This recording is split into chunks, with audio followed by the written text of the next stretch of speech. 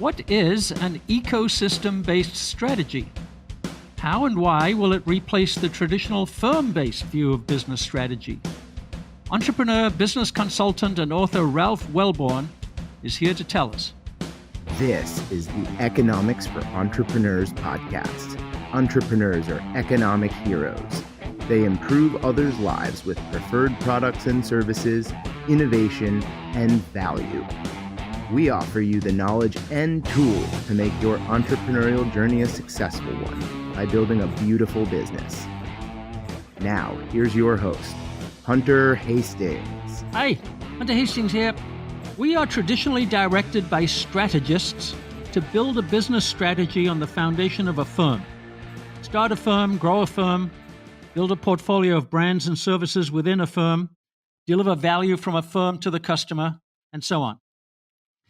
But in Economics for Business, the platform for the Economics for Entrepreneurs podcast and a whole raft of additional services we're developing, we ask a different set of questions based on the insights of Austrian economics. Austrian economics asks, why do firms even exist? And we take a systems view. And we deduce that firms are part of a larger economic system to deliver value to customers. Think of a B2B customer. Let's say it's a construction company. It's embedded in a system that includes suppliers of materials, suppliers of specialist labor and skills, delivery companies, architects, lawyers, customers who need buildings or offices, government planners, and many, many more. Or think of a consumer. To enjoy family dinners every day, the consumer embeds themselves in a system of food and beverage manufacturers, packaging suppliers, farmers, retailers, recipe ideas, cutlery and placeware manufacturers, condiment suppliers, and many more. To our guest today, Ralph Welborn, these are orchestrated business ecosystems. They're dynamic, shifting, evolving entities. Customer value is both created and destroyed within these entities. For example, when consumer preferences change from packaged, preserved food to fresh, organic food, the value that used to come from the convenience of low-price packaged food is destroyed. And new value is created on a different vector of freshness and authenticity and freedom from preservatives. And the answer to the Austrian question of why do firms exist? It's to capture this new and changing value by fitting in and contributing to the changing, shifting ecosystem. Fitting in because the customer is not going to change their entire ecosystem for making family dinners possible. They just want to change one area or aspect of it. And contributing because the firm must bring something new and better so that the system now facilitates more value for the customer than it did before. Fitting in and contributing to the system is the pathway to the firm facilitating value for the customer. That's a systems-based view. For Ralph Welborn, it implies the need to adopt an ecosystem-based view of business strategy, replacing the traditional firm-based view. Let's listen. For our context, Ralph has been a business consultant and strategist for 25 years, including leading IBM's strategy and transformation business in multiple regions, and a senior vice president at KPMG Consulting. He now runs his own consulting company, Clear Prism, which implements many of the insights, processes, and models that Ralph has shared with the world in his book, Topple, The End of the Firm-Based Strategy and the Rise of New Models for Explosive Growth. Ralph, welcome to Economics for Entrepreneurs. Oh, I'm happy to be here. Thanks for inviting me. Well, it's great. It's very kind of you to join us. And we've got a super interesting topic today, which is we always think at Economics for Entrepreneurs as business being conducted in a firm. So entrepreneurs create firms, LLCs are firms, C Corps are firms, S Corps are firms, partnerships are firms, startups are firms. Entrepreneurs are the energy behind the production of value, and the locus of the production is the firm. And then we open your new book, which is called Topple, and we find that you say the new competitive landscape will be shaped less by firm-specific strategies and more by new business models powered by ecosystem-centric strategies. So let's have you start off by explaining ecosystems, what they are and how you see them. Yeah, it's quite a mouthful, isn't it? the way I look at it, an ecosystem is the orchestration of capabilities to deliver value. Now, today, ecosystem means a lot of things to a lot of people. It's pretty much a hot topic, and it tends to mean give me a bunch of partners, right? So Microsoft has a big bunch of ecosystem partners, SAP and so on have a bunch of ecosystem partners. I look at it a little bit differently. It's the orchestration of capabilities from different firms mobilized to deliver a certain type of value. Do you want me to give you an example? Yes, please. Probably help. So I have the absolute privilege in my past to work in Africa, in East and West Africa, and there was a particular problem, a use case, and we were able to apply, in essence, an A/B test to it. One of our clients tackling the same use case, and I'll explain the use case, was Africa's fastest growing bank. So it's a firm, and they said, "Hey, here's an opportunity for us. Let's figure out how we tackle this problem." And yet, with an entrepreneur, I said, "Well, let's approach this a different way." So here's the use case. The use case was I'm the head of a household. It's Tuesday, and I run out of money, and I can't buy food for my family until Friday. What do you do? So that's the use case. And so you had one of Africa's fastest growing banks who said, well, it's pretty straightforward. What you do is you look at the value chain, all the activities that I as a bank can deliver, and I cut the cost on each of those steps and I package it together and deliver it as a microloan. And so that is one approach, a very, very typical firm-centric approach around which to do that. And we did it. And at the end of 4 months, they were delivering approximately 1,500 of these loans a week. Not bad. The other approach with the entrepreneur was we said, well, look, what's the problem we're solving? The problem was this issue. I need to get food in order to pay for my family. The approach we took was, well, what are the key capabilities you need around which to do that? Well, one thing, Hunter, you need a mechanism of exchange in order to buy food, right? I mean, clearly. So what do you do though, Hunter? Let me ask you, what do you do if you don't have money in order to buy food? The capability is I need a mechanism by which to acquire food for my family. If you don't have money, what else is there? Well, we would say here in the West, credit. Yes, but credit is still dependent upon you having a certain amount of cash in your bank around which that you could pay back that debt. Or barter. Barter is a possibility. Problem with barter is it doesn't scale. So let me give you a hint. In Africa, there are 1.2 mobile phones per person. So you created digitally. Well, almost minutes, mobile minutes. Minutes are a mechanism of exchange. It's not money, right? But it is a mechanism of exchange. Now, who delivers minutes? Phone companies. So here, I'm an entrepreneur. I recognize that one of the core capabilities I need to solve this problem is a mode of exchange that is not dollars, or it's not a type of currency. I mean, it is a type of currency, but it's not your typical unit of currency. It's mobile minutes. Who owns it? Telcos. What does that mean? I need to go establish a partnership with large telco carriers in order to leverage that capability into my solution. Similarly, one of the other capabilities you need to have is you need to know where you can go buy food. Well, how are you going to get insight into that? Well, you're going to go figure out what stores will allow you to exchange goods with mobile minutes, and that requires you establishing a partnership with other people who provide that capability. In this case, it happened to be Tiger Brand, which is Africa's largest supply chain network.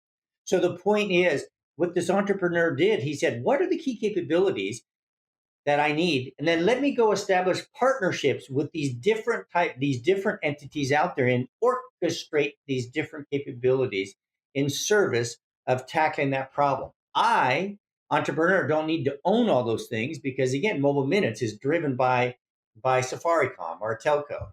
But I do need to have access to it. I do need to orchestrate and have access to that information whereby I can put it in service to what it is that I'm delivering. Well, then you say, well, hold on. What on earth is the incentive for a telco to do that? And here's where it starts to get really interesting.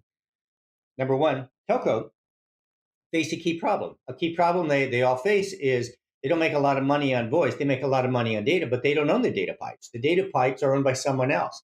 So if you can deliver value to them, to the telco, whereby you could push more data through their pipes, you can close what's known as the jaws chart between revenue between a voice and data. And of course, the telco is going to be incredibly interested and might be willing to say, hey, use my capability. And that is the principle of an ecosystem model. Identify the problem, identify the critical capabilities around which to orchestrate it, establish partnerships with them in service of delivering value that's a win-win for everybody. And what we did in 3 months, while the bank was delivering 1,500 of these a week, we were delivering 1,500 a day. And then within a year, they had 300,000 customers. In 2 years, they had 3 million customers, and on and on. So this ecosystem centric model, which again is around orchestrating capabilities from different partners to capture new sources of value, is the core to what I mean. And it's not just, look, this is not just a African or an outside the US thing. Look at Angie's List. What's Angie's List? It's a platform by which to orchestrate different capabilities from different people in service to helping you service your home more effectively. What is Uber? Uber's the same model. So there are a pattern of these ecosystem-centric models that you can see, all designed around this principle of I don't have to own it. What I need to do is figure out what are the capabilities and how do I orchestrate it from other people to create new sources of value. That's what I mean by business ecosystem. So let's break down a couple of words that you used there, Ralph, and to understand a little bit more. We love the word orchestration because that is an entrepreneurial skill. Is somebody, an individual, doing that orchestration, or does it emerge in some fashion from that confluence of the needs of the telco and the needs of the consumer and the needs of the store and so on? Do you see somebody being the mastermind who orchestrates this, or is it the market that comes together? Well, it's an interesting way to characterize it, I think. So there's a saying I use a lot, which is value seen is value captured. And what do I mean by that? I remember years ago, my wife and I we bought a car. We bought a green car, and I remember when we first took it off the car lot, we bought a green Subaru. And I remember when we took it off the lot, all of a sudden I saw green Subarus all over the place. Whereas previous to that, I didn't see them at all. And so it's like when you put on glasses, sunglasses are different type of glasses with different tints to them. Different things are exposed. You see different things. And so it's not that these things aren't there. It's just that we don't see them. So that's what I mean by value seen is value captured. So someone has to see these opportunities that happen to exist. That's where the entrepreneur comes in. Now, from a market point of view, sure, these things exist. These points of friction exist. For Uber, they saw the absolute friction of lack of convenience. Let me go tackle that problem. For the entrepreneur in the bank I just gave, it was the no food until Friday, can't pay for it. Someone had to see that, but the market, those friction points were still there. So the entrepreneur is the one who says, hey, I want to plant my flag around this problem, figure out how I'm going to solve it, and you go from there. So then the orchestration part of it is, all right, I have decided to tackle this point of friction because I see potentially a new source of value. How am I going to do that differently than what others have? And that's where the orchestration piece comes in.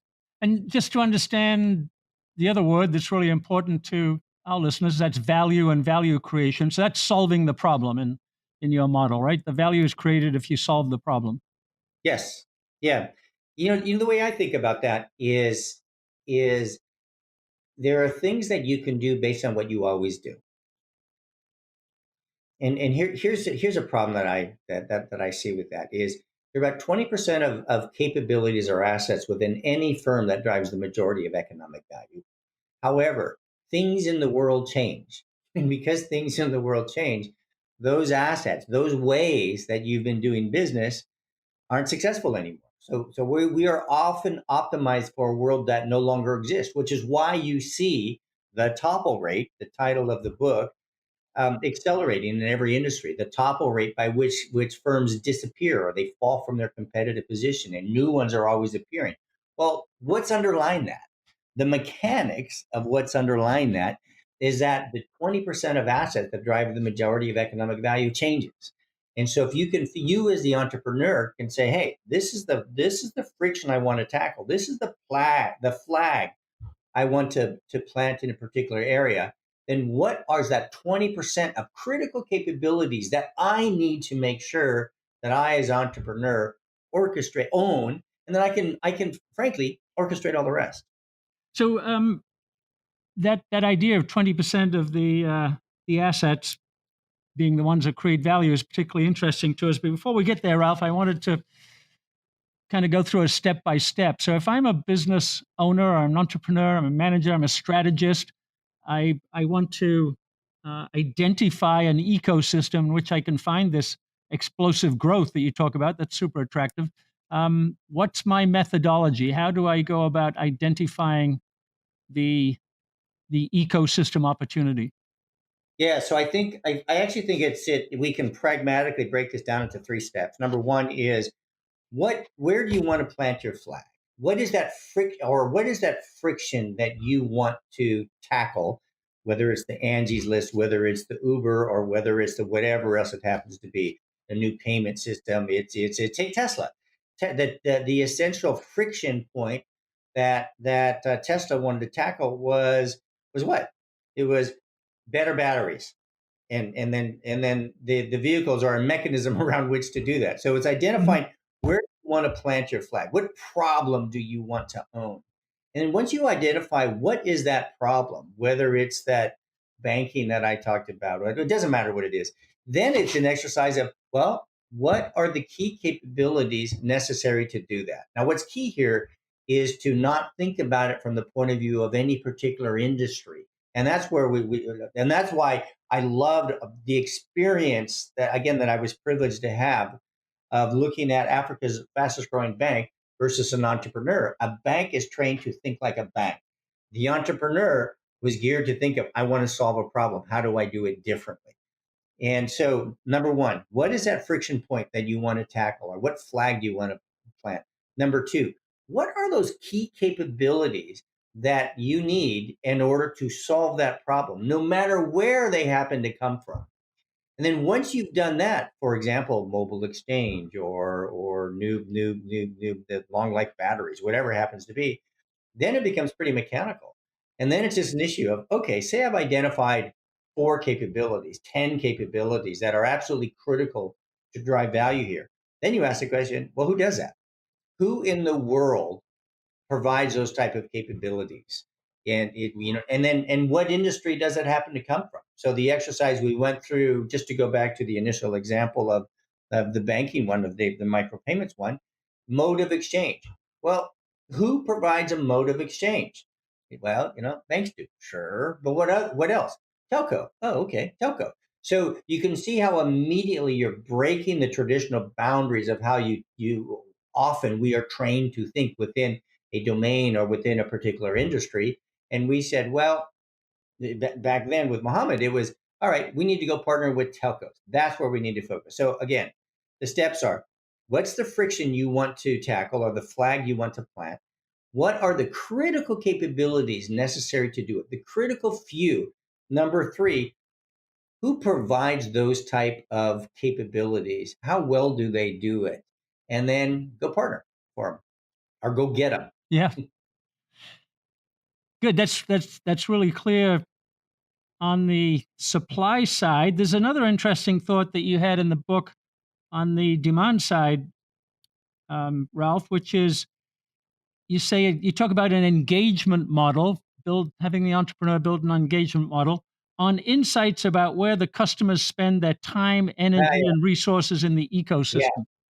yeah. Yes. So is that the friction? Is that finding the friction by understanding where they spend their time, energy, and resources? Yeah, it absolutely is. And this is one that I can use an example. Let's pull it back to the States now. Is over and over and over again, but often, look, in my experience, often when an organization, or when I used to do consulting with an organization, and people would say, well, how do we market to our customers differently? It was often, again, from the vantage point of what it is that I currently sell to my customers. So I am let's take an example. I am a apparel firm. Mm-hmm. I sell athletic equipment to people. What I want to do is I want to sell more shoes. I want to sell more sweatshirts, whatever else. And so what I do is I come up with really, really cool, sexy marketing campaigns and jingles and whatever else to sell more things. That's great. And I think that the majority, many experiences and people tend to focus it that way. How do I sell more of what I currently do to what it is that these people are saying about my shoe or about my shirt, my sweatshirts, or adjacency? Oh, all right. So I'm not simply going to sell shoes. I'm going to let them design the shoes. I'm going to sell them other things that can wrap around the shoes. I'm going to send some adjacencies around that from the point of view of what it is that I typically sell to my customers and what I've observed of them that they want. Here's the problem with that. Problem is, and this runs into what I call the Red Queen problem. And if you remember the Red Queen, Hunter, she's the character from Alice in Wonderland who runs faster and faster, but stays in the same place. Mm-hmm. Yeah. And the problem with that is I see an awful lot of organizations running the Red Queen race, which is how do I out execute what everyone else is doing? The problem with that, if you're trying to out execute people, maybe you can have differentiation for a little while, but ultimately that's going to go away. And so many of the firms that I observe are looking at it of how can I sell more of what I currently deliver my products and some adjacencies. So to take another perspective of it, if, however, you say, what is it that forget about my shoes, my apparel.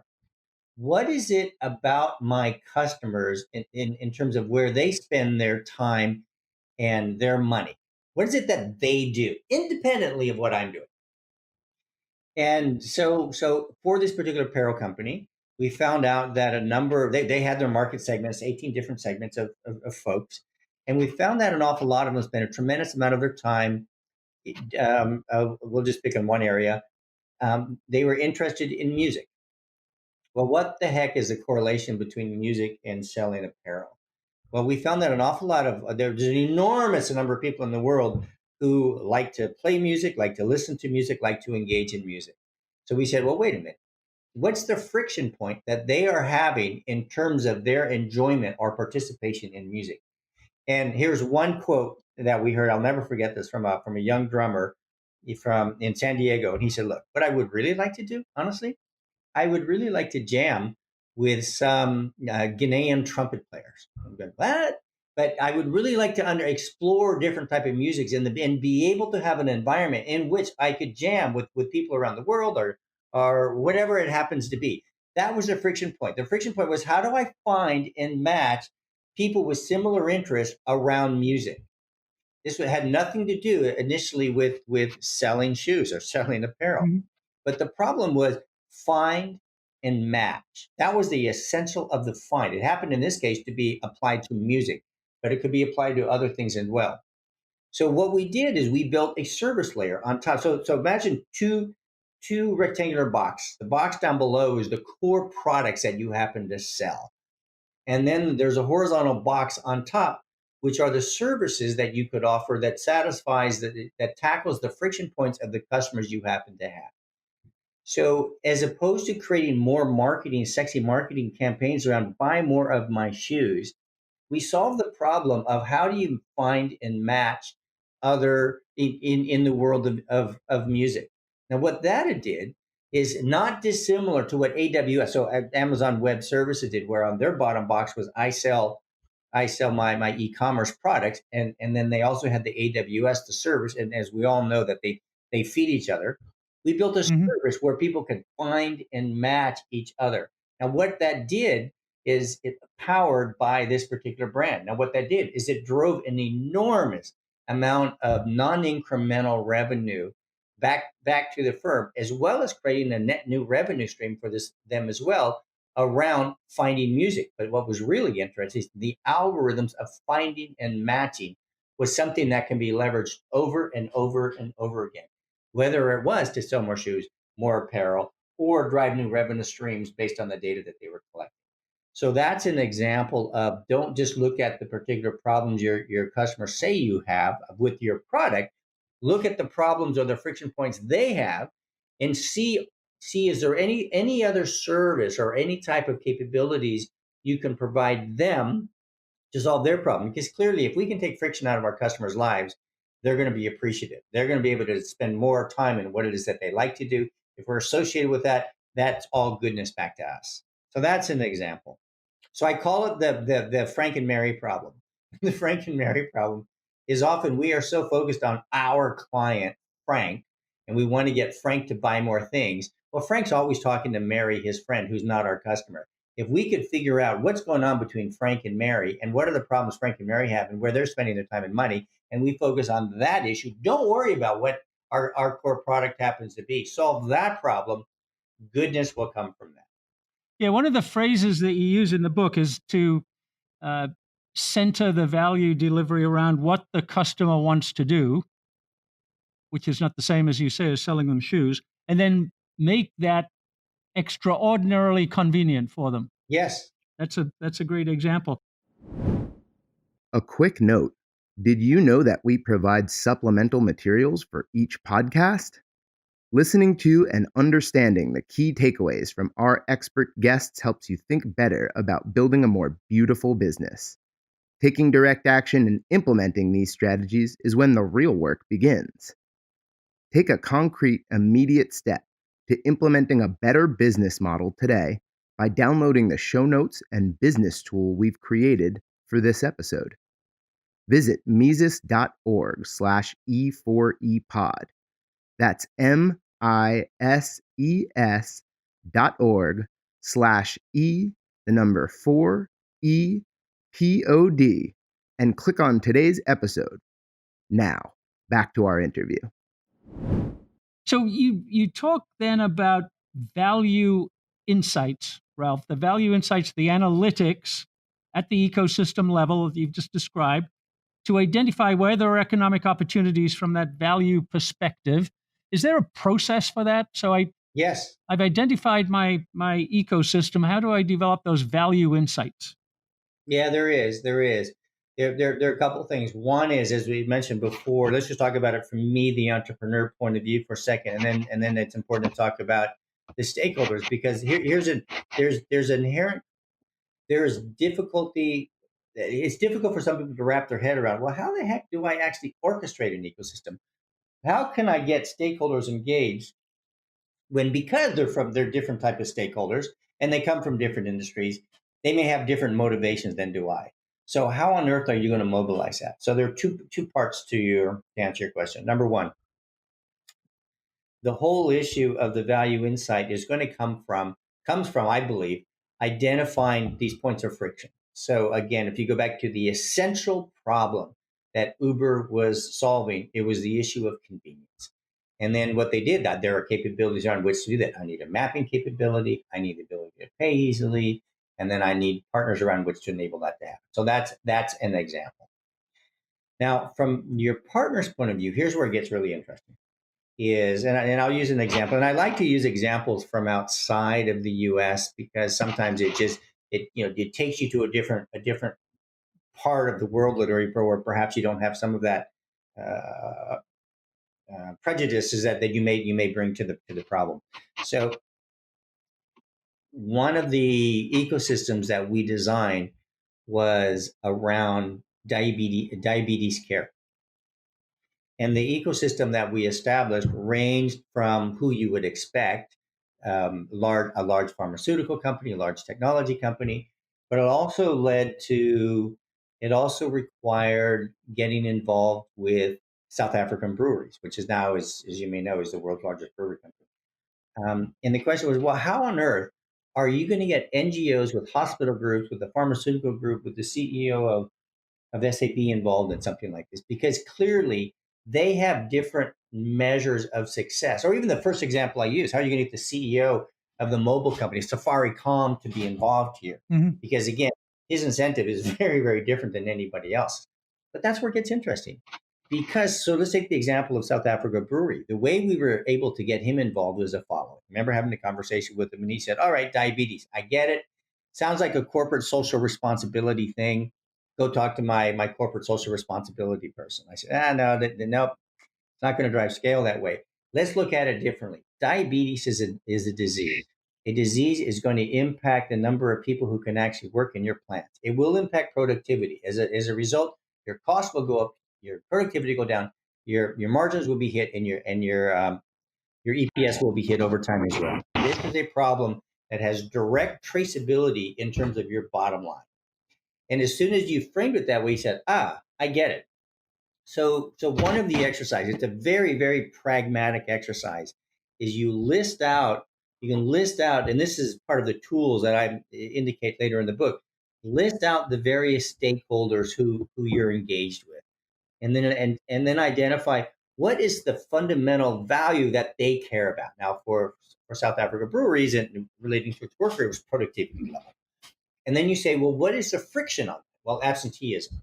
Well, how do we overcome that? In our particular case, since we were tackling diabetes, it was provide them care so they go back to work. So the idea, I call this a friction map. And the idea of a friction map is you identify the stakeholders, you identify the core, what fundamentally drives their value, what is the friction to overcome that? I'm sorry, what's the core friction that impedes that? And then what are the capabilities you need to overcome that? And if you could identify and orchestrate those capabilities to overcome it, you could very pragmatically draw in a lot of different types of stakeholders who care about something. That's one way to answer that question. There's another way. And I first ran across this, again, the privilege of working with a very, very, very large portfolio of over $1 billion, consisting of over 150 projects. And the question on the table was, where do I invest, or how do I make sure I can maximize the value, the return of this large portfolio across the products? And the challenge with that is the question. My argument to the CEO was the question was flawed. The question is not when I'm going to make the most money or when I'm going to be net cash positive. The question was, when am I going to realize different types of value based on the different stakeholders who I have? Because if you have $1 billion portfolio and you have 150 different projects within it, which this company did, and they had let's just say well over 70 different partners involved in this large program. Well, not all of those stakeholders were cared about the same thing as the CEO of this large company did. Even internally, he had certain people on his executive team who didn't care about when he was going to be net cash positive. For example, there was a woman there, Hannah, who was the chief sustainability officer. What she cared about when she looked at this issue of value was carbon footprint. When you talk to the CFO, he did just care about net cash positive and the time with that. And other stakeholders cared about, the head of marketing didn't care about either of those. He cared about brand goodwill activities. So the point is, value itself can mean different things depending upon the stakeholder. So it's very, very important to understand. So the term I use in the book, and I use a lot, is currency. Currency is a unit of value that means something different to different stakeholders. So in order to orchestrate successfully an ecosystem, the idea of understanding what are those currency, what are the different types of value that they care about. And then if you can make sure that you understand, all right, so the currency for Hannah was about carbon footprint, the currency for Mark was about goodwill, and so on. If you could actually create a nice little model that maps that, then you have something interesting. So what did that mean? Let me play out the example. So what we did then is we were able to take the different value, the different currency, but we created a currency map for the portfolio. And we said, all right, under these conditions, this is how you would reallocate the portfolio. And under this condition, here's how you would do it, and so on. So to make it very, very tactical, Europe, again, this is a Fortune 50 company. So they had significant number of these projects in Europe as well. Europe is much further along in terms of their gap requirements in terms of climate footprint. And Europe is arguing, it's years ahead of us. So we said, all right, if one of the key currencies that we cared about happens to be carbon footprint, then the portfolio and the investments would look like this. If we happen to focus on goodwill, the portfolio would look like this, and so on. So you get the idea. Depending upon the primary lens, value lens you're looking at, the portfolio or the decisions you would make would differ a little bit. And then what we were able to do is play out these different scenarios and say, here are the different options you've got. And then based on that, come up with a very effective mechanism by which to communicate that. So that's another example of how to think through value in a way that pragmatically you can identify and orchestrate your ecosystem effectively. Good. So let's return to this concept in your book, Ralph, which is very, very important. That you need to find the 20% of your assets that have true value capturing capability. And we're fans of Austrian economics here, and Austrian capital theory says something similar, that only very few of your assets probably generate customer revenue, are capable of generating customer revenue. The rest is support and overhead and other kinds of things. And you should focus on those unique assets for generating revenue and buy the rest from the market. You don't need to have them yourself. That sounds a little bit similar, but how do you identify the 20%? Tell us about the research that got you to that 20% number. Yeah, well, so one, you're absolutely right. Those two are ridiculously complementary, right? Good. Yeah. So one of the reasons now COVID is we I mean COVID is a horrific event. It's also, however, an incredible wake up call. I'd love to get your perspective on this as well. The way I'm thinking about this, and I've had an awful lot of conversations with people around this as well, is as we all know, over the next 6 to 12 months, it's all about how do we protect our workforce and our business. What are the few things we need in order to protect our business? Now, if you think about this from the 20% point of view, we are living in an extraordinary experiment where this whole issue of the 20% is what arguably everybody in the world who's in the business world has to think about on a day-to-day basis. What are the critical things around which I can do to protect my business and my workforce? All right, that's the next 6 to 12 months. But as we move into the new competitive normal, the next question is COVID, and I personally believe it is it a structural shift in terms of what constitutes the new 20%? And consequently, what do we need to start doing now to position ourselves to make sure that we have that stronger resilience in that new competitive normal? So this whole exercise of what is that new 20% I believe, is on the minds of everybody today, but based on different time horizons. So today, in terms of what people think that happens to be versus what it actually is going to be, is such an interesting question right now. Yeah. I think about the restaurant business a lot, that Oh, yeah. if the friction is getting food on a plate in front of a customer, that's one way you can repurpose assets. You can get into delivery if you can't deliver in the restaurant. But it's also social and entertainment, and you've got to find out what are the capabilities that you need to provide that social entertainment factor if you can't do it in the restaurant room like you used to be able to. Well, and that's why looking at restaurants and looking at the music industry to me right now is incredibly fascinating. I mean, I look at a couple of them, but I've been really intrigued by those two areas for personal reasons. I like to eat, but also the music thing. I mean, it's so friggin' stark in terms of what's happening as well. But I think that what you said is actually quite profound, because again, this goes straight to pull together some of the examples I used before. What are the friction points that I as consumer have around eating? And what else can I do? What other services can you, restaurateur, you, musician, offer to me that eliminate some of the friction points? And if you do that, then I will be attracted to you, and I will support you, on and on. So there is a fascinating article. I forget where it was, New York Times, New Yorker, someplace recently, about what Erica Badu is doing. Erica Badu she's an amazing, I believe, musician. And the interview with her was, I can't go out to perform. She even uses the word friction, and she said, what are services I can do to make people's lives better right now? and she's experimenting with this right now very much of how do you do outreach differently? How do you provide comfort and entertainment, not just through the music, but are there other channels that she can develop for? Are there other partnerships? Like she's talking about doing partnerships with certain type of restaurateurs around the country and so on. But there are a number of these experiments about how do you do that, not tackling just the friction of her as performer, but she's looking at it from the point of view of her Marys and her Franks and say, is what else can we do as a group of people to tackle those problems?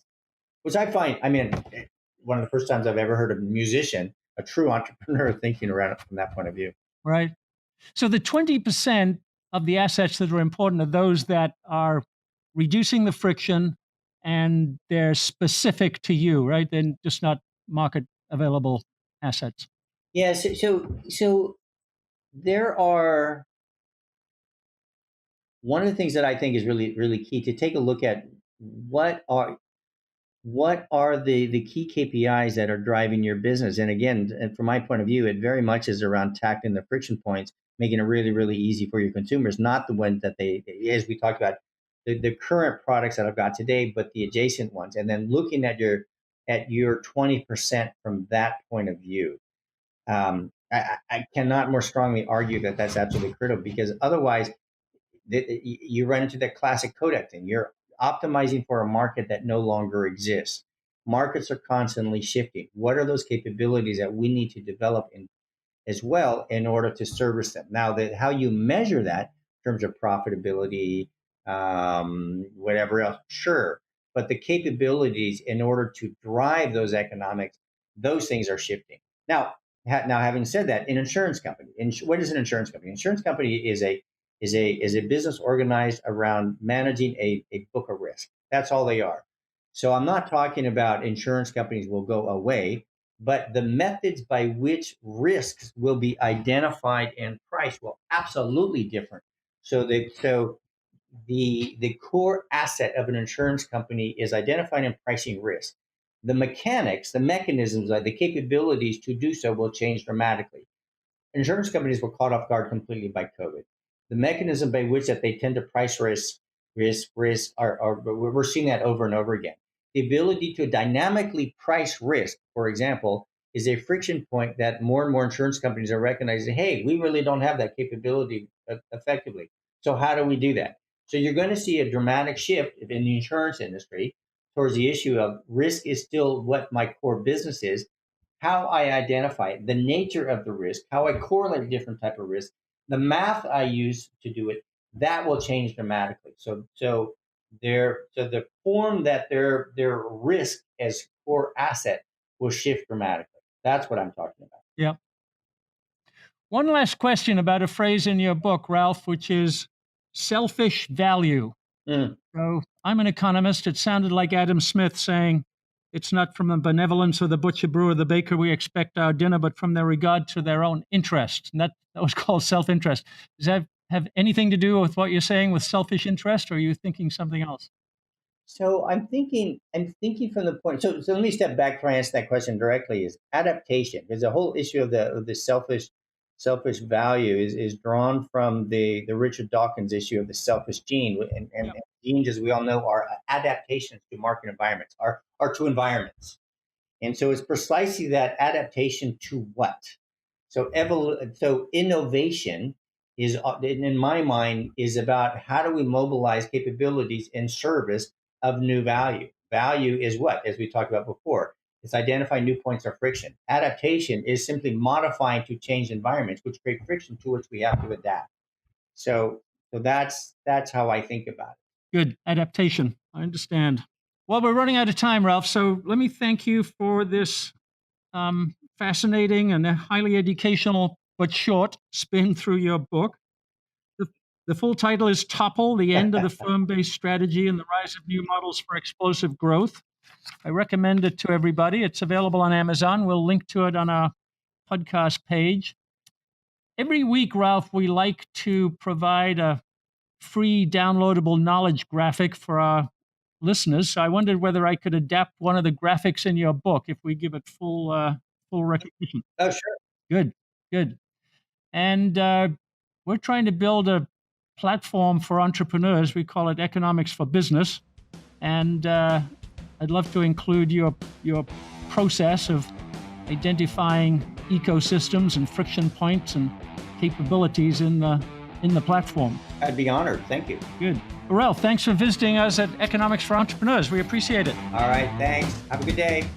Economics for Entrepreneurs is a production of the Mises Institute. To explore more content like this, visit Mises.org.